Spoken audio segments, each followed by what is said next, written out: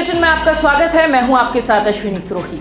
राजस्थान समेत पूरे देश में शनिवार से टीका लगना शुरू हो गया है।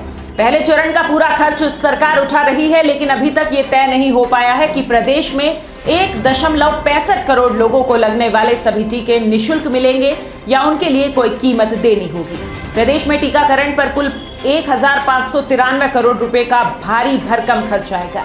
इसका अंदाजा ऐसे लगा सकते हैं कि राजस्थान का पूरा हेल्थ इंफ्रास्ट्रक्चर बजट ही कुल 1400 करोड़ रुपए का है। बता दें कि वैक्सीनेशन का प्रोग्राम अभी 2 सप्ताह का तय है। पहले चरण में 4.5 लाख हेल्थ वर्कर्स को टीके लगेंगे, फिर 50 वर्ष से अधिक आयु के लोग, फिर 50 वर्ष से कम आयु के गंभीर बीमार और कोमॉर्बिड बच्चे जिनको कोरोना के बाद अन्य बीमारी के लक्षण हैं, उन्हें टीका लगाया जाएगा। बता दें कि प्रदेश में अब तक 5,63,500 डोज आ चुकी हैं। झालावाड़ में कौओं से निकला बर्ड फ्लू अब प्रदेश के 16 जिलों में फैल चुका है। 4 दिन पहले जयपुर जू में मृत मिले कॉमन डक में शुक्रवार को H5N8 एवियन इन्फ्लुएंजा की पुष्टि हुई है। जिले में पहले ही बर्ड फ्लू के मामले मिल चुके हैं, लेकिन जू में बर्ड फ्लू से चिंता बढ़ गई है, क्योंकि यहाँ कॉमन डक समेत 22 प्रजातियों के करीब 370 पक्षी हैं।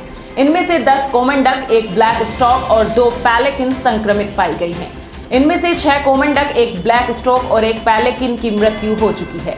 11 जनवरी से ही जू को बंद कर दिया गया है। इधर प्रदेश में पक्षियों की मौत का आंकड़ा अब 5000 के करीब पहुंच चुका है। अब तक 4915 पक्षी मृत मिल चुके हैं। इनमें से 3495 कौवे, 261 मोर, 367 कबूतर व 792 अन्य पक्षी हैं। शुक्रवार को 244 पक्षी मृत मिले, जिनमें से 134 कौवे हैं।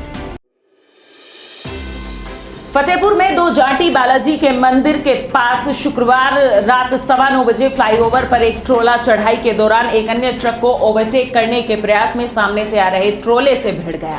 भिड़ंत के बाद दोनों ट्रोलों में भीषण आग लग गई। डीजल सड़क पर बिखरने से कई दूर तक आग लग गई। ट्रोला सवार एक युवक जिंदा जल गया।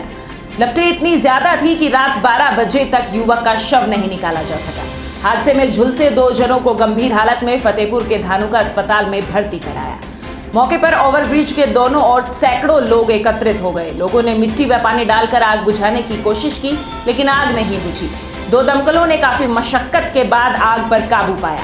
हादसे में जान गंवाने वाला युवक ट्रोला RJ7GD0207 में सवार बताया जा रहा है।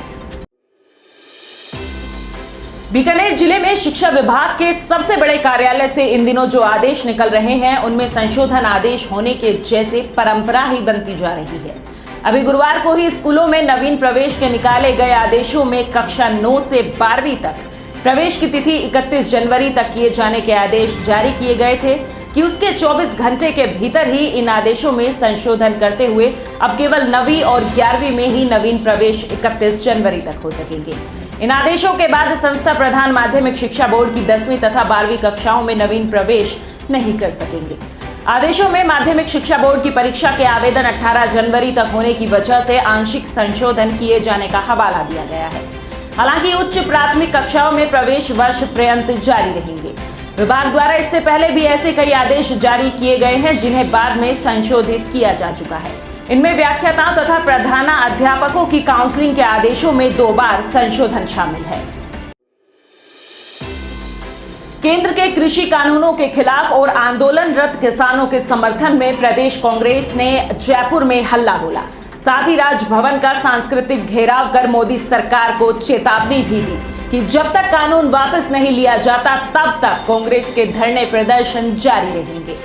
केंद्र के कृषि कानूनों के विरोध में राजधानी जयपुर के सिविल लाइंस फाटक पर आयोजित हुए धरने प्रदर्शन में वक्ताओं ने एक सुर में कृषि कानूनों की खामियां गिनाई और मोदी सरकार पर जमकर हमला बोला। हालांकि धरने में मुख्यमंत्री अशोक गहलोत और प्रदेश प्रभारी अजय माकन नहीं आए। दोनों नेताओं का धरने में नहीं आना चर्चा का विषय रहा।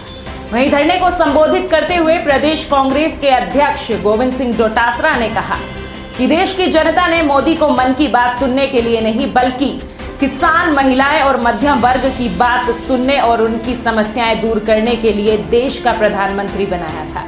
पीसीसी चीफ ने पेट्रोल डीजल की बढ़ी दरों और कृषि कानूनों को लेकर मोदी सरकार को जमकर घेरा। इस बुलेटिन में बस इतना ही। तमाम बड़ी खबरों के लिए देखते रहिए मरुधर बुलेटिन। नमस्कार।